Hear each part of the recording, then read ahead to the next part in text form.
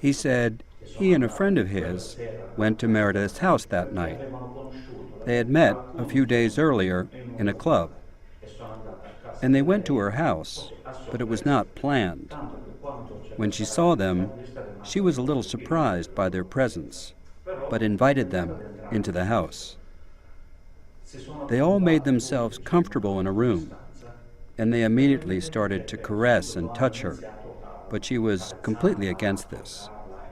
Rudy himself asked her explicitly if she wanted to have a threesome sexual relationship.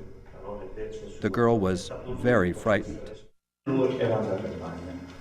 Rudy went to the bathroom, where he was for 10-15 minutes. When he came back, he found a completely different scenario.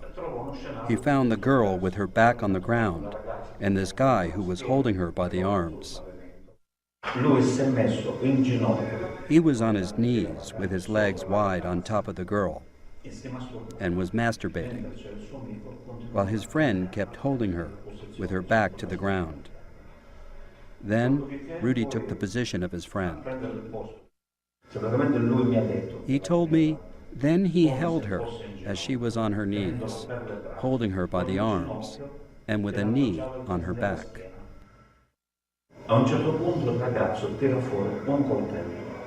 At a certain point, the guy takes out a knife, and Rudy described the knife. It was a pocket knife and had an ivory handle, and it was pointed towards her. Pointing it towards the girl, she accidentally wounded herself. Rudy tried to find something to stop the bleeding. When Rudy turns, the guy said they had to finish her off, or this prostitute would make them rot in hell. But the guy continued to strike her many times. The girl was lying on the ground, and Rudy continued to hold a cloth to her neck. The guy ran away first. Rudy, meanwhile, stayed there until he saw the girl had stopped breathing.